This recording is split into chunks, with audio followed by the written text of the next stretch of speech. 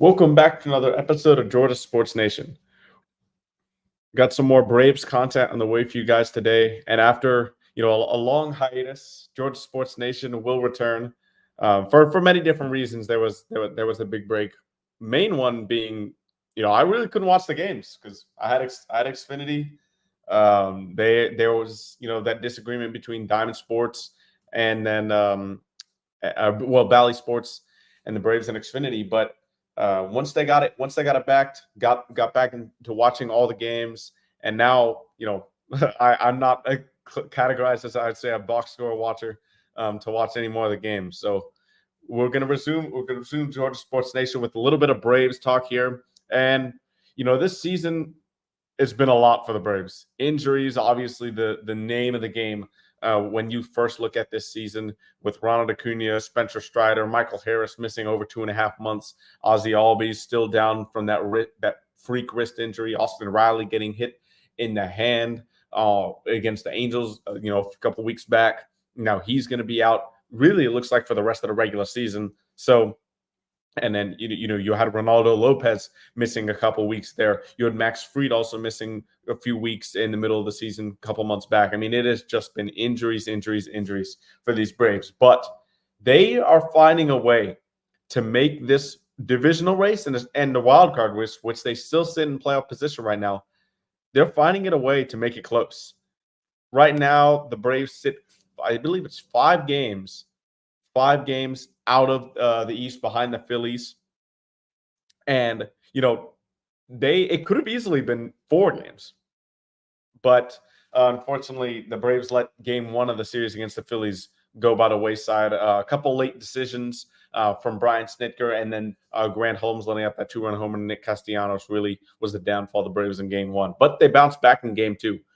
Ronaldo Lopez was dealing. Ranger Suarez really started off hot in this game, 5 Ks to start the game for him. But then Orlando Arcia, who's had a major series and really a huge year against the Phillies in general, even when they came to Truist Park earlier in the campaign. And he had 2 homers. Matt Olson's swinging the bat well. So really is a good time for the Braves. So I do want to start back a little bit on this show, talking about, what's been going on with the Braves, because like I said, it has been a long time. And the Braves came into this Philly series really hot. They swept the Minnesota Twins, who were coming in playing great baseball.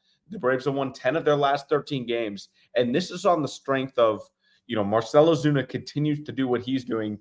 Shohei Ohtani has made up a lot of ground as far as the homers in the Triple Crown race. I believe he's at 43 homers. Marcell is still at, I think it's 38 homers. So that might take a little bit that might be far-fetched to say Ozuna can get the Triple Crown with the homers, but he's still leading the National League in batting average and RBIs. So Marcell continues to mash baseballs. Matt Olson is finally heating up after a long slumps this season. He's had his stretches here and there, especially to begin the season, and a stretch there in June with how he was swinging the bat. But overall, right now, this is the best Matt Olson has swung the bat this season. He's had an extra base hit in 8 straight games, coming off a 2-homer game in game one against Philly. And then against the Twins, he's just finding the gaps. And whether it's hard hit ball on the ground, in the air, getting in runs from first. You've seen so many times over the past few games. Matt Olson's extra base hits, they're scoring Travis d'Arnaud, Sean Murphy, Marcell Ozuna, Orlando Arcia, people who generally aren't the fastest runners on this team. And they're scoring all the way from first. Olson is finding the gaps, and he is putting power on the baseball. But he's been a huge contributor as to how this Braves team is winning right now. So Olson, Ozuna, Arcia has been hot. And how about the new pickups? Ramon Laureano, who, he did not endear himself to Braves fans quickly. I'll just say that. With normally a defensive plus, a great defender out there in center field. He had a couple mishaps, a couple months ago in that Mets series when he overran that ball in right field, let the game go to the Mets there. And then he's had a couple errors here and there in the outfield. But after the first couple weeks, it was a rough start. He has absolutely turned it on, making great defensive plays. A couple weeks ago at Truist Park, 2 diving catches to end the game to seal the Braves' victory. he also has just been swinging the bat really well. And a little bit of homer power here from Ramon, who isn't known as a home run hitter overall in his career. He's been doing really well in the power department. And anytime he hits a homer, it just seems like that ball travels 420 plus feet. And he's not normally a guy who's just going to hit the ball out of the ballpark like those majestic moonshots. But he's been doing it lately, and that it's been great to see. Whit Merrifield, after coming over from the Phillies, didn't get consistent playing time in Citizens Bank Park with the Phillies, and it kind of was a lost season after being an All-Star just a year ago. But with the Braves, he's kind of rounded himself into form a little bit. He's getting consistent playing time at second base now with Ozzie, and it's been Gio Urshela who the Braves picked up after the Austin Riley injury. But Whit Merrifield, he recently had a 5-hit game in Minnesota, 5 for 5, a couple doubles and 3 singles there. And it could have been 3. It could have been 3 doubles, but he did get thrown out trying to stretch a single into a double. But overall, Whit's done a great job setting the table for the lineup.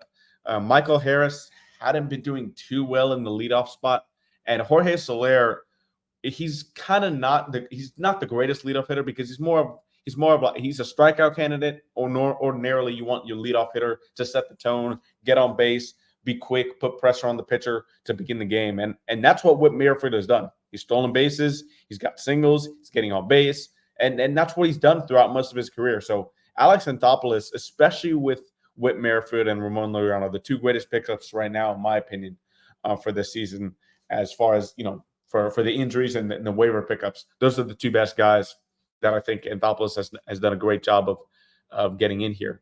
And then we can't forget about Gio Urshela. Austin Riley, nationally, he doesn't get enough respect about how good his defense has been this season. And obviously, he's done for the regular season most likely, but he's been incredible defensively. Obviously, the bat, he has had a down year, but recently was in a hot stretch when he got hurt. Gio Urshela is not going to do what Austin Riley is going to do at the plate. It's just not going to happen. He's had a couple doubles, had a couple singles here and there, but really with Gio Urshela, what you're going to get is great defense. And he's flashed the leather already, a couple diving plays to his left at the hot corner. And, I think that Gio Urshela, any offense that he can provide is a boost, because when you look at what his career has done and what he means for this Braves team, you're not expecting him to hit 300, mash homers and get a ton of extra base hits. But if he can take his walks, get on base, contribute in those areas, his defense is going to be there. So that's going to be a plus for him. And then, lastly, Jorge Soler. The Braves traded for him and Luke Jackson, who, Luke Jackson's definitely struggled since he's gotten over here. A couple of games that have fallen out of the Braves' hands, that he has let up some runs out of the pen. But Soler is hitting better here than he did with the Giants. He went through that hamstring injury, and he does not look good in the field. I'll say that. The defense definitely takes a hit when he's out there, but this lineup does need power. This lineup needs better hitting. So I think you have to take that risk getting his bat in the lineup every day here.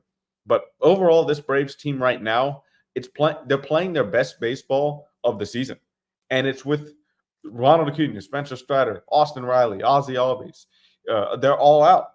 They're 74-61, 13 games over 500. Now, I believe the last time they were 13 games over 500, when they said it on the stat on the radio, I think it was back in May. So this is a huge, huge thing for the Braves, and only 5 games back of the Phillies with 2 more to go. If Atlanta can win these 2 games, they put pressure on the Phillies, and it'll only be a 3-game lead in the East. But on the contrary, if they lose these next 2 games, I would say the division race is pretty much over. Now, for me, overall this season, if you look at where the Braves are, what they've gone through, how many injuries they've had to face, if they get into the playoffs, I just think that's a plus for them. With the starting pitching they have of Ronaldo Lopez, Chris Sale, and Max Fried, those really 3 guys with Charlie Morton still there as well, and Spencer Schwellenbach with how good he's been. This starting pitching has absolutely carried this team. They've allowed 3 runs or less in I don't remember the exact number, but it's just been I think it's been 18 games maybe the starting pitching has. So it's just been absolutely incredible run for the Braves starters. And if they can get into the dance here, with that pitching, anything can happen. And you saw what happened with the Diamondbacks last season. Nobody really picked them to beat the Phillies. You see they got all the way to the World Series. Stuff can happen like that. So the Braves could be that team that surprises everybody, even though it has been a little bit rough, especially the offense at times. I remember during the months of mid-June to early July, this offense just could not score enough runs. There was so much pressure on the starting pitching, and while they performed for the most part, if they allowed up more than 3 runs, the game was pretty much over. Braves offense couldn't score. But now that's not the case. The pitching is good. The hitting is good. The situational, awareness, I think, has definitely improved. And the vibes around this team are just getting better.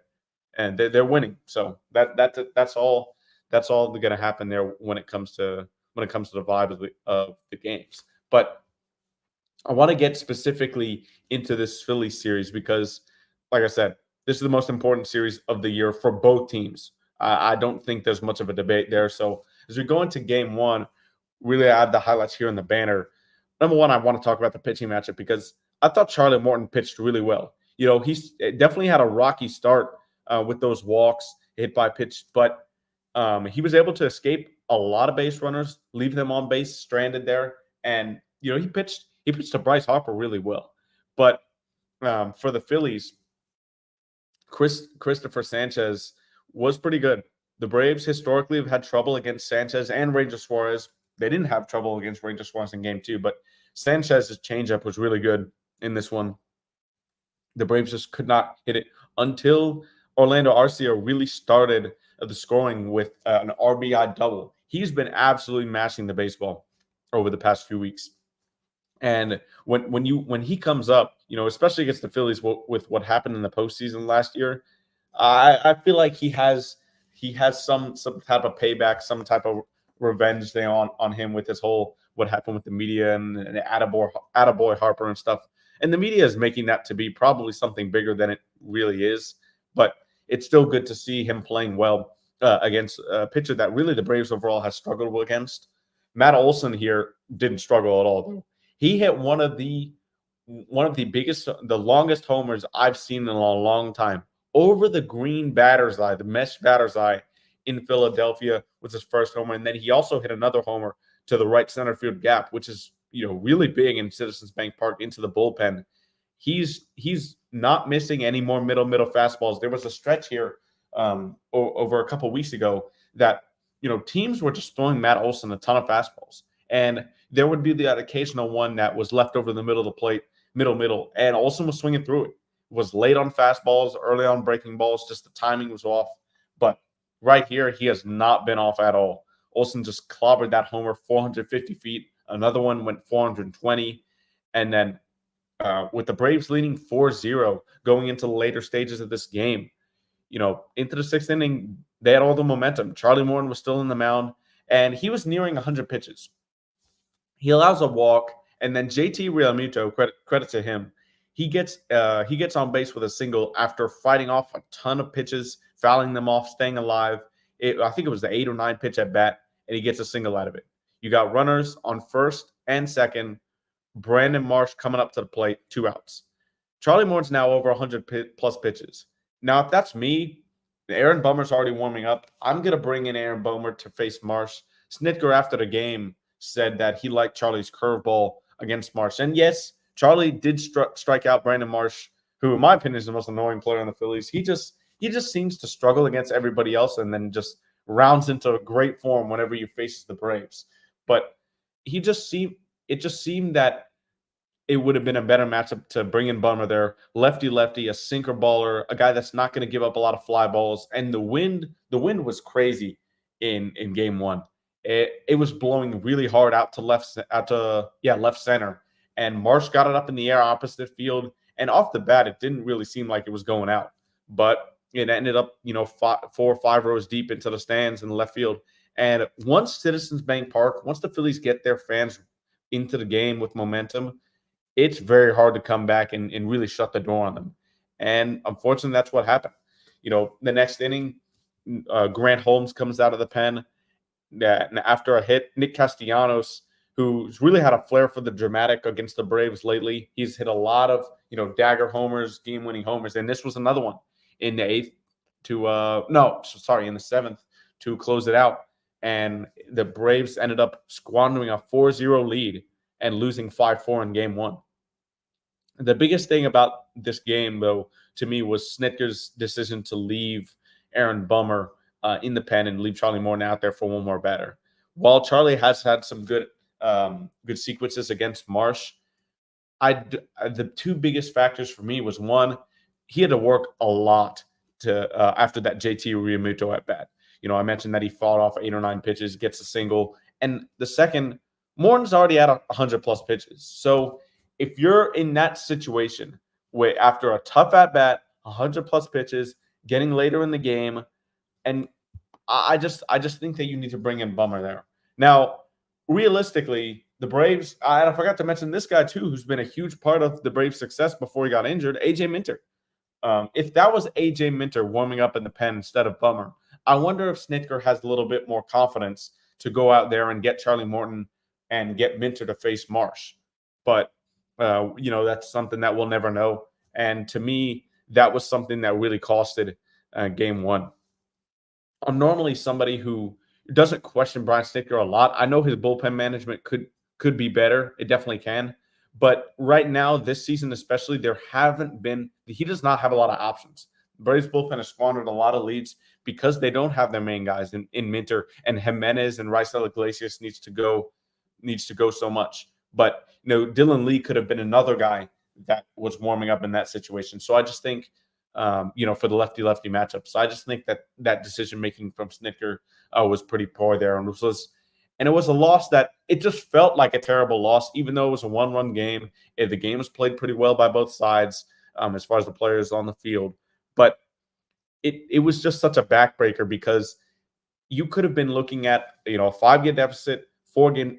You could have gotten the deficit if you swept the Phillies to a 2-game deficit, and if they won all 4 games. And unfortunately, that was not the case. But the Braves bounced back in game 2.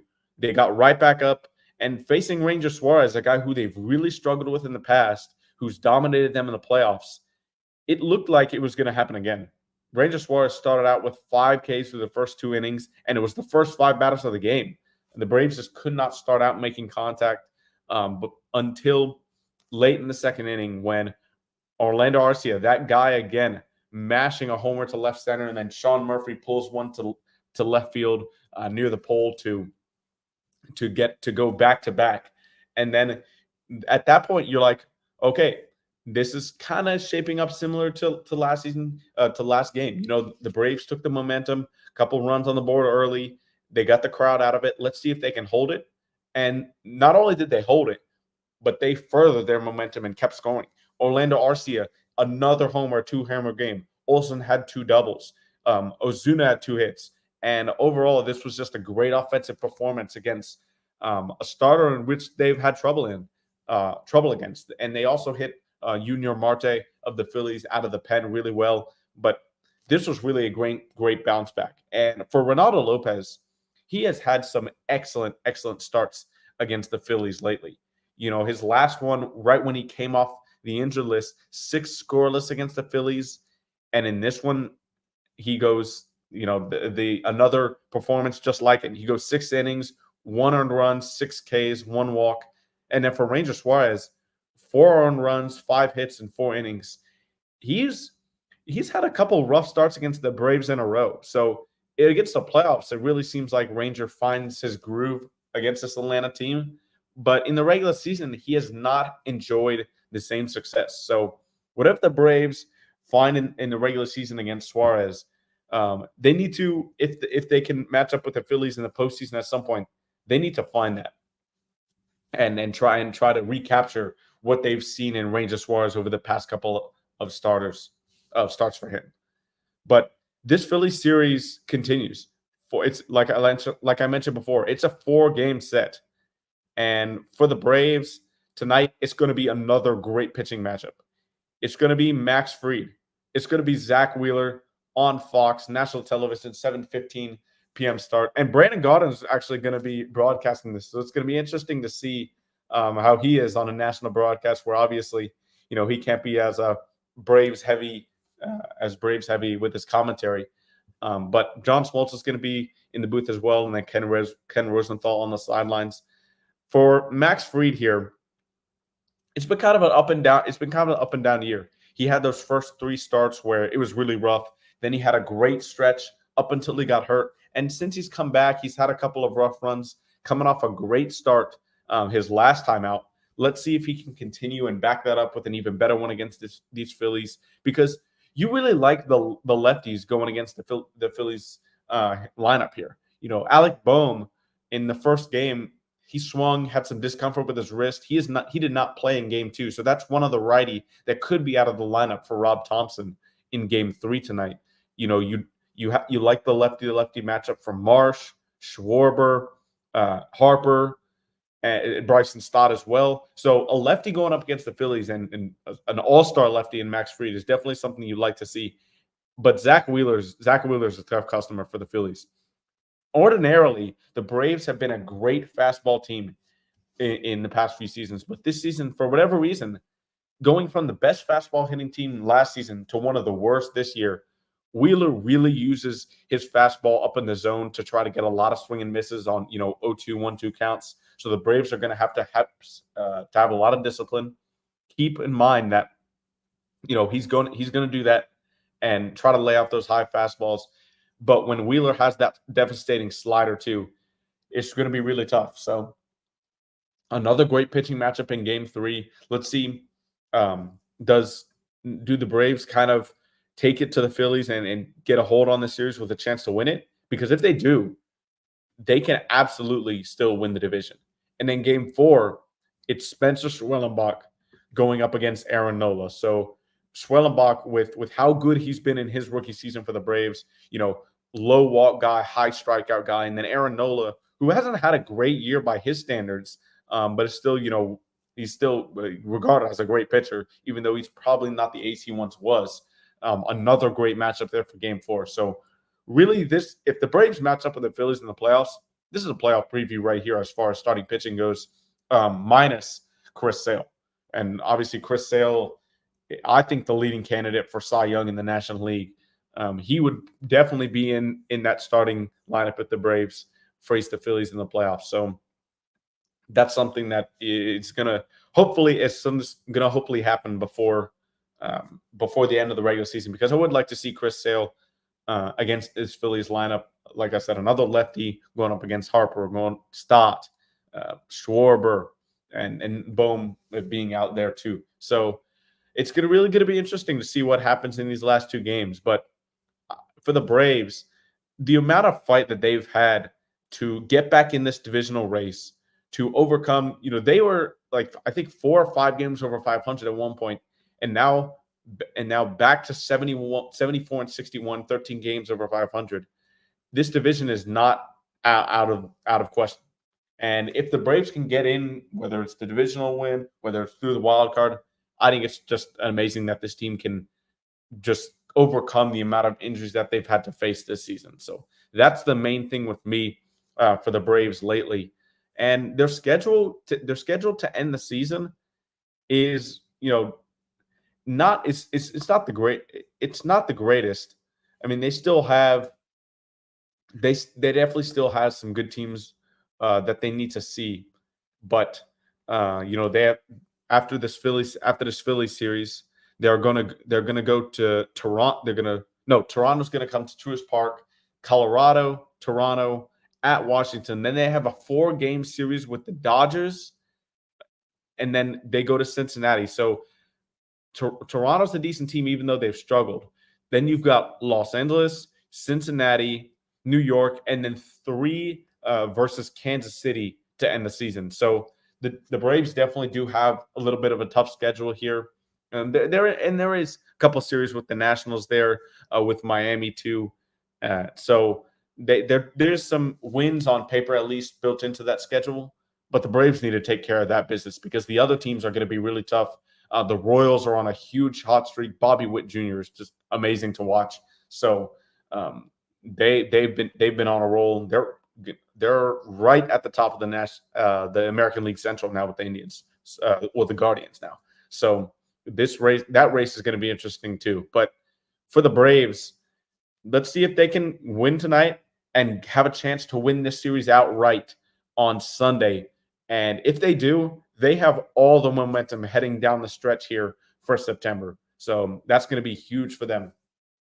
But I appreciate everybody who tuned into this show. We're going to be back with more Georgia Sports Nation regularly now. And as far as the Hawks go, don't look now, but training camp is it's just almost a month away. You've got training camp on October 3rd, I believe it opens up for the Hawks, and media day is soon. So we'll definitely be updating you on Hawk stuff, Brave stuff. It's all going to be back here on Georgia Sports Nation. If you're not already doing so, make sure you follow me on Twitter or X at Pinwizard300, and on YouTube here I stream Georgia Sports Nation on recapping Hawks hoops. So appreciate you guys tuning in, and we'll see you next week. Peace.